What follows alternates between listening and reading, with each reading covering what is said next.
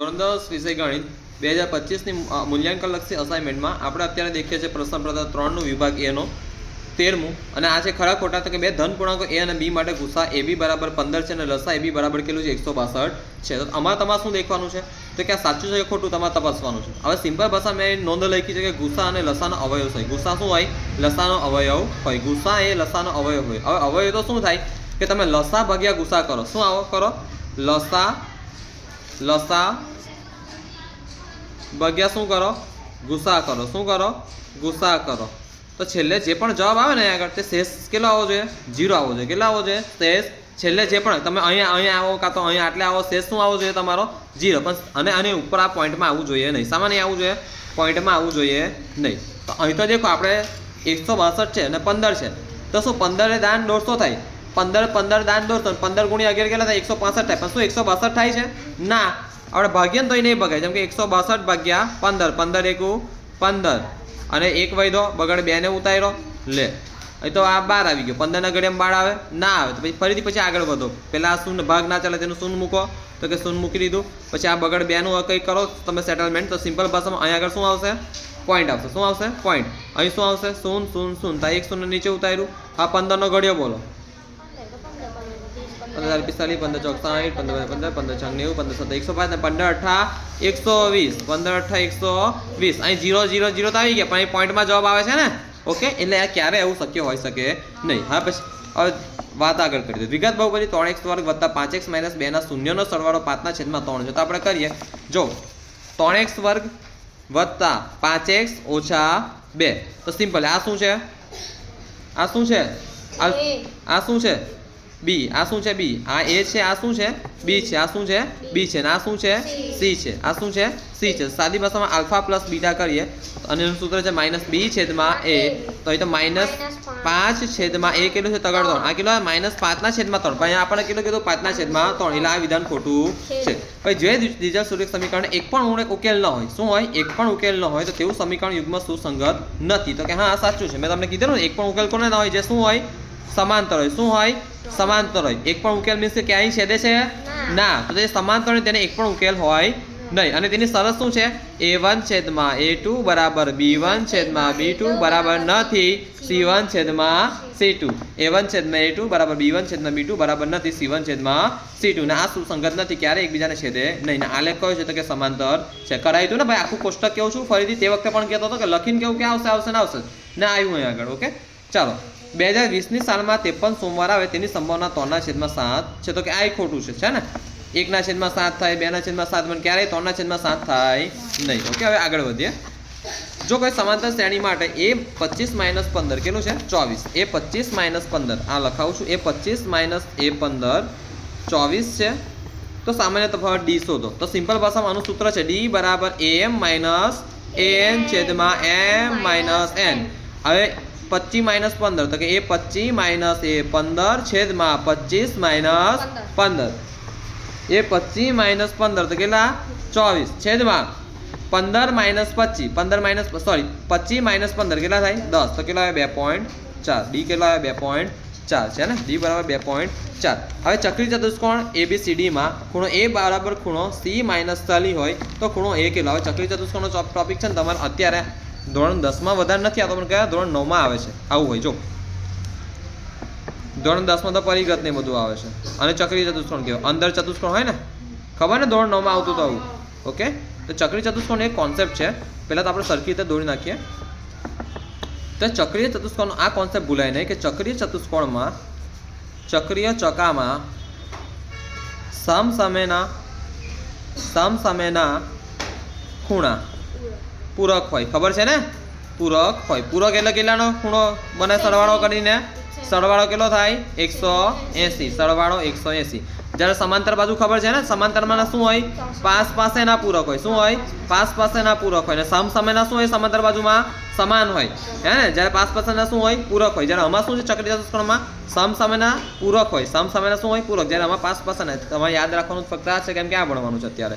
તો કે સમસામેના ખૂણા પૂરક હોય. આટલું ધ્યાન આપો. આપણને શું આપ્યું છે? ખૂણો a બરાબર ખૂણો c - 40. ને આપણને ખબર સમસામેના પૂરક હોય તેનો સરવાળો કરીને આપણને ખૂણો a શોધવાનો કીધો. શું શોધવાનો કીધો? ખૂણો a બરાબર કેટલા? હવે ધ્યાન નહીં. આપણને ખબર છે ખૂણો એ વત્તા ખૂણો સી કેટલું થશે 180. હવે ખૂણો એ ની જગ્યાએ આપણે સિમ્પલ આપેલું છે કે ખૂણો એ બરાબર આટલો છે તો ખૂણો એની જગ્યાએ હું આખું લખી શકું આ લખી શકું ને ભાઈ ખૂણો એની જગ્યાએ છે ને અને સિમ્પલ ભાષામાં આની જગ્યાએ કેમ કે આપણને સી શોધવાનું નથી એટલે આપણે એને લખીએ એની કરતાં આને લખીએ તો સારું રહેશે કે ખૂણો સી બરાબર કેટલું થશે આ માઇનસ છે તો આ બાજુ શું થશે પ્લસ થશે ખૂણો સી બરાબર ખૂણો એ વત્તા 40 હે ને આપણે ખૂણો એને લખીએ પણ આપણે શોધવાનું ખરેખર ખૂણો એ જ છે તો ભાઈ ખૂણો એને શું કા લખીએ ખૂણો સી ની કિંમત ઉડાય ને ખૂણો સી જરૂર છે ભાઈ આગળ ના જરૂર શાની છે ખૂણા એ ની તો કે ખૂણો સી કેટલું કરે તો ખૂણો સી બરાબર કેટલું આવ્યું એ માઇનસ છે તો આ બાજુ જતા શું થશે પ્લસ થશે ને તો કે ખૂણો સી બરાબર ખૂણો એ વત્તા 40 હવે ધ્યાન આપો માટે ખૂણો એ વત્તા ખૂણો સી કેટલું છે ખૂણો એ વત્તા 40 બરાબર કેટલું આવ્યું 180 એક ખૂણો એ વત્તા એક ખૂણો એ કેટલા ખૂણા એ થાય બે ખૂણો એ બરાબર આ પ્લસ થયા પછી શું થાય માઇનસ તો 180 માઇનસ 40 તો 180 માંથી 40 જાય તો કેટલા વધે 140 માટે ખૂણો એ બરાબર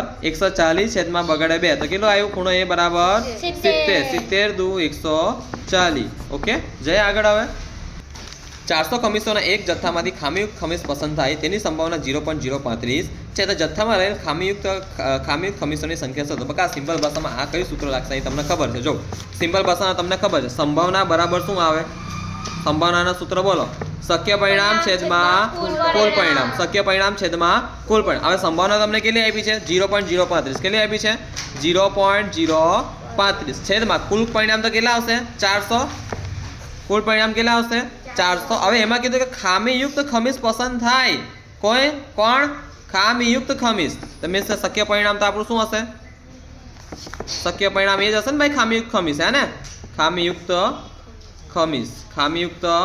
ખમીસ તો જો ખામીયુક્ત ખમીસ પસંદ થાય તેની સંભાવના આટલી આપણને આપી દીધી છે તો જથ્થામાં રહેલ ખામીયુક્ત ખમીસોની સંખ્યા કેમની શોધાશે તો આ એ છે ને ભાઈ શક્ય પરિણામ તે જ છે ખામીયુક્ત ખમીસ તો માટે શક્ય પરિણામ તે છે ખામીયુક્ત ખમીસ માટે શક્ય પરિણામ બરાબર થાય 0.035 ગુણ્યા 400 તો માટે ધ્યાન નહીં અહીં પોઈન્ટ પછી કેટલી સંખ્યા છે 3 તો કે 1 1 2 3 છેદમાં 10 ગુણ્યા 400 હવે 7 પંચા 35 2 દુ 4 2 પંચા 10 5 ગયા 5 ગયા 7 દુ 14 તો ખામીયુક્ત ખમીસો કેટલા છે 14 આથી ખામીયુક્ત ખમીસોની સંખ્યા 14 હશે એવું બોધપાઠ લખવાનું ભૂલાય નહીં ઓકે ચાલો હવે કોઈ પણ માહિતી માટે તેના દરેક અવલોકનોનો મધ્યકમાંથી લીધેલ વિચલનનો સરવાળો કેટલો થાય તો સિમ્પલ યાદ રાખવાનું 0 કેટલો થાય 0 આ બકા કોન્સેપ્ટ છે ને ફેક્ટ છે કશું છે નથી આ ફેક્ટ્સ બકા યાદ રાખી લેવો જોઈએ કે કોઈ પણ માહિતી માટે તેના દરેક અવલોકનોના મધ્યકમાંથી લીધેલ વિચલનનો સરવાળો કેટલો થશે 0 છે ને આ સૂત્ર છે એનું હવે જોડકા જોડો તો કે શંકુનું ઘનફળ અને આ સૂત્ર કામ નહીં લાગે બકા અને આ કદાચ નહીં પણ પૂછાય તમને પણ ફેક્ટ યાદ રાખજો બકા બરાબર છે ઓકે હવે ધ્યાન શંકુનું ઘનફળ છે તો કે કોના ત્રીજા ભાગનું હોય નળાકારના 1/3 પાય સ્ક્વેર ગોળાનું ઘનફળ 4/3 પાય ક્યુબ અર્ધગોળાનું ઘનફળ ગોળાનું ઘનફળ તો ગોળાનું ઘનફળ અર્ધગોળાનું ઘનફળ તો 2/3 પાય ક્યુબ હવે આ કોન્સેપ્ટ છે ધ્યાન જો 20 મિનિટમાં મિનિટ કાંટા દ્વારા કેન્દ્ર આગળ બનતો ખૂણો કોના દ્વારા બનતો ખૂણો કેન્દ્ર આગળ બનતો ખૂણો હવે સાદી ભાષામાં એક કહો ને કેટલા મિનિટ કીધું છે આપણને 20 મિનિટ કેટલા મિનિટ કીધું છે 20 મિનિટ જો આ 20 મિનિટ છે સિમ્પલ ભાષામાં 20 મિનિટ આગળ કેન્દ્ર આગળ બનતો ખૂણો મીન્સ કે કંઈ આ પ્રકારની આકૃતિ થશે મેં અહીં દોરી છે આકૃતિ ના નથી દોરી આગળ ચાલો હું દોરી આપું છું કોઈ વાંધો નહીં જો હવે અહીં કેટલા આવે 12 અહીં કેટલા આવે 6 અહીં કેટલા આવે 3 અહીં કેટલા આવે 9 1 2 4 5 7 8 10 11 હવે તમને ખબર આખું વર્તુળ તો કેટલા ખૂણાનું આવે આખું વર્તુળ કેટલા ખૂણાનું આવે 360 આવે 360 આવે ને અહીંથી અહીં લગીને 180 આટલું 180 થાય આટલું 180 ને આટલું કેટલું 180 ને 180 કેટલું થયું 360 ને કુલ કેટલા ભાગ છે 12 કેટલા ભાગ છે 12 તો 360 ભાગ્યા કેટલા કરવાનું 12 કેટલા કરવાનું 12 તો ધ્યાન આપો 12 તાલી 36 તો 30 આવ્યું તો મીન્સ કે અહીંથી અહીં લગીને આટલો ખૂણો કેટલાનો થયો 30° આટલો કેટલો થયો 30°. હવે આપણને કેટલા મિનિટ કીધું છે 20 મિનિટ કેટલા મિનિટ કીધું છે 20 મિનિટ તો જો 20 મિનિટ આ ચાલે થાય ને 20 મિનિટ તો અહીંથી તમારે જો એટલે આટલું થયું પછી આટલું થયું પછી કે થયું આટલું થયું મીન્સ કે આ કેટલું થયું 30 30 ને 30 60 60 ને 90 90 ને 120 હવે પરીક્ષામાં તમારે આવીને ગોળ ચિત્રામીંડી ના કરવી તો તેની માટે એક સૂત્ર સિમ્પલ યાદ રાખવાનું શું સૂત્ર છે કે 1 મિનિટમાં કેટલાનો ખૂણો પસાર કરે 30 ડિગ્રીનો કેટલાનો 30 ડિગ્રીનો સોરી 1 મિનિટ નહીં 5 મિનિટ બકા માય મિસ્ટેક 5 મિનિટ કેમ 5 મિનિટ કહું છું કેમ કે 5 મિનિટ આટલું 5 મિનિટ થાય ને 1 2 3 4 અને 5 મિનિટ અહીં થાય તો એક પણ કાંટો આવે હે ને પછી બીજી 5 મિનિટ તો કે 10 થયા પછી બીજી 5 તો કે 15 થયા એવી રીતે તો કે 5 મિનિટે કેટલાનો ખૂણો બનાવે છે 30 ડિગ્રી તો 20 મિનિટે કેટલાનો ખૂણો બનાવે આનું શું થાય તો 20 ગુણ્યા 30 છેદમાં 5 5 છંગા 30 20 છંગા 120 તો કેટલાનો ખૂણો થયો 120 નો હવે બીજું છે 45 મિનિટના સમયગાળા મિનિટ વડા દ્વારા કેન્દ્ર આગળ બનતો ખૂણો કેટલો તો ધ્યાન નહીં તો 45 મિનિટ બકા આકૃતિ દોરવાની નથી ફક્ત આર લખી દેજો 5 મિનિટે કેટલો ખૂણો બનાવે 30 નો તો માટે 45 મિનિટે કેટલાનો ખૂણો બનાવે કરો ગુણાકાર 45 ગુણ્યા 30 છેદમાં 5 5 નવા 45